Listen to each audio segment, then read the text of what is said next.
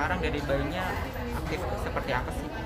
Ya alhamdulillah sekarang umurnya udah 4 bulan, terus udah bisa tengkurap, udah bawaannya pengennya duduk melulu, terus ngoceh-ngoceh nggak berhenti ya sayangnya. Terus udah mulai apa, kalau kita manggil namanya udah ngerti gitu, jadi kadang aku sebelah kiri, dia sebelah kanan, Syaka dia udah bisa nengok gitu. Dia apa ya, langsung responnya bagus.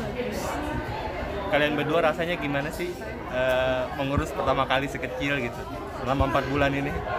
Rasanya pastinya seneng banget sih, campur aduk sih, ada senengnya, ada apa ya, sedihnya kalau misalkan dia kenapa-napa, kayak misalkan susunya kurang atau apa gitu-gitu, tapi alhamdulillah semuanya itu tertutupi dari rasa bahagia ya sayangnya.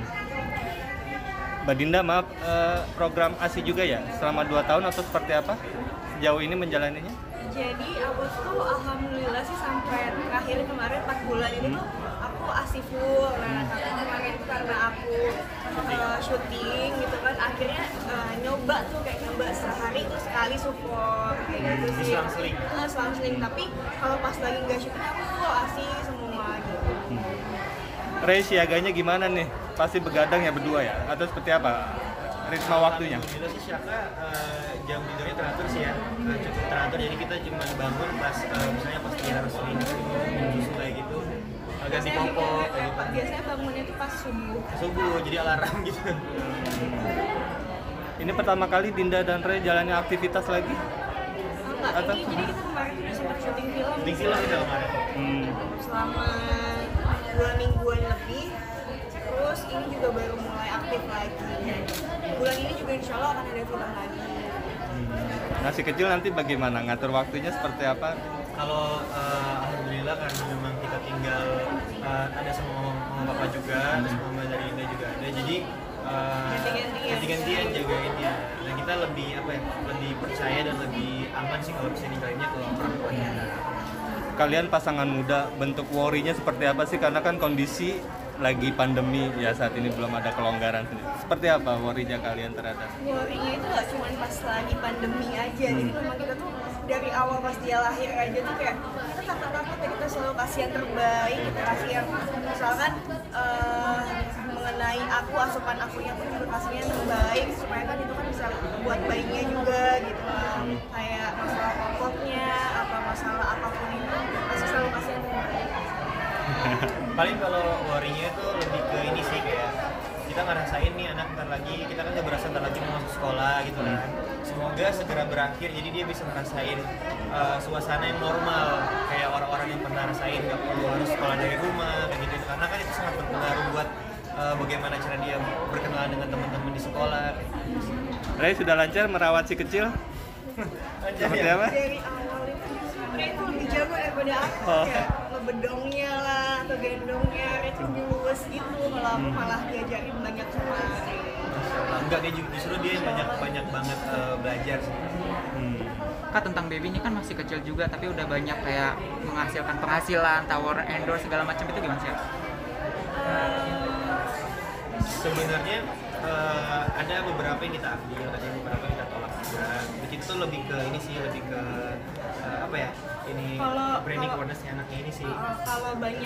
Kalau di dalam endorse-nya itu lebih banyak akunya, mungkin itu masih kayak kita pertimbangkan ya sayang, tapi kalau itu benar-benar plok siapa kayaknya belum sih, soalnya kan kasihan kan dia kan, kita selama ini aja kan misalkan endorse gitu ngikutin jamnya dia, kayak dia harus istirahat, dia harus nggak harus mementingkan kenyamanan siapa Lebih sih. ke bonus sih kalau ada dia, jadi kalau misalnya kayak dia pas lagi bangun terus misalnya lagi happy, kita video-videoin gitu.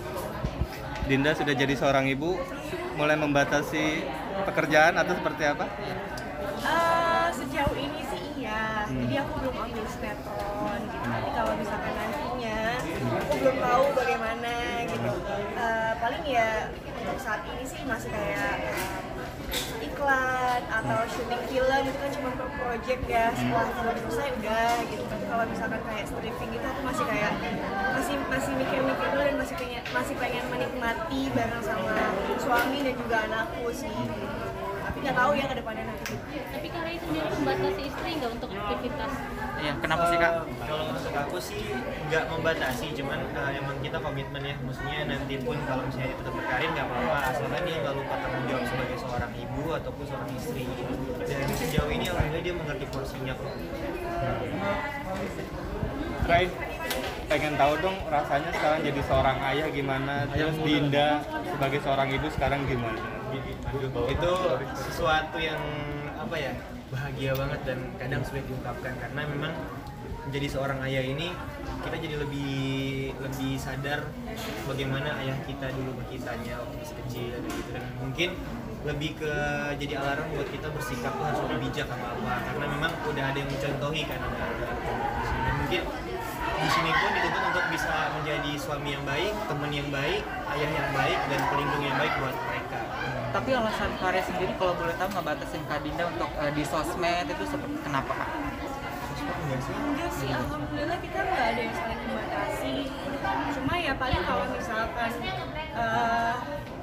ada diskusi, ada apa gitu, kita pasti diskusi dulu untuk oh ini gimana ya bagusnya sayang gitu.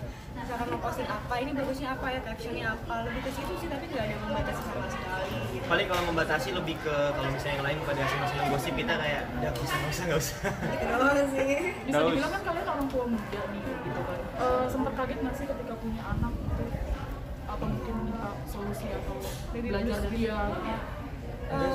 Kaget sih alhamdulillah enggak, mungkin karena aku didampingi sama mamaku, terus mamanya Ray juga, ada papanya Ray juga gitu. Jadi kita keluarga besar gitu kan, dan semuanya tuh kayak mengerti gitu. Apalagi kan aku di usia Syaka yang sudah 4 bulan ini aku udah kerja lagi gitu kan, mama sama papa gitu semuanya pada bantuin gitu. Daus, Biasanya juga kita juga udah apa ya, sebelum lahir pun kita udah mempersiapkan kalau memang ada hal-hal yang tak terduga sih, karena kan memang ini pengalaman baru jadi orang tua. Jadi kita kayak semaksimal mungkin seikhlasnya apapun itu gitu. Jadi kalau terduga kaget kayaknya enggak ya. biasanya orang tua baru kan kalau baru-baru punya anak tuh kangen terus nih. Kalau kalian nih pas lagi ninggalin anak kerja tuh gimana rasanya? Gila itu Kangen banget itu. Kalau bisa setiap menit tuh video call deh. Cuma kadang gini, kita tuh berusaha untuk netralin perasaan karena takutnya di rumahnya dia tuh rewel gitu. Katanya orang dulu bilangnya gitu kan. Jadi kayak udah jangan call, kangen banget gimana nantinya siapa nangis di rumah gitu. Kasian kan mama yang ngurusin. Tapi pernah ada momen memaksakan anak ikut kerja nggak karena takut kangen gitu? Enggak. Belum ada dan insya Allah nggak ada. Karena memang yang paling penting kan kenyamanannya siapa. Paling lama ninggalin berapa jam? Pernah sehari ya? Sehari kita ke kemarin ke Aceh. Aceh, syuting di Aceh, akhirnya harus ninggalin Syaka untuk pertama kalinya nggak nyium dia sebelum tidur ya. Itu Kita berat biasanya- banget sih sumpah. Biasanya kalau keluar kota gitu kan bisa 4 hari ya, 5 hari. Kemarin juga harusnya segitu, tapi karena kita udah punya anak, jadi kayak gimana caranya harus sempit nih waktunya, cuma sehari aja cukup kok gitu. Ya udah akhirnya. Tapi ada Biasanya komen ditinggal gitu, dia nangis atau rewel nggak atau biasa aja kalau Alhamdulillah enggak. Mungkin dia ngerti kali orang tuanya kerja buat dia juga. Tapi Dina ada komitmen nggak sih ketika udah punya anak mengurangi job gitu untuk kerja? Kalau dari akunya sih memang aku tuh kayak udah ngomong sama Ray juga gitu, saya kalau misalkan aku nanti punya anak ya aku pengen fokus sama anakku gitu. Aku boleh nggak sih misalnya kayak fokus gitu, tapi kalau misalkan anaknya udah mulai enakan, mulai sedikit besar, aku udah mulai bisa berkondisi kayak gitu sih gitu.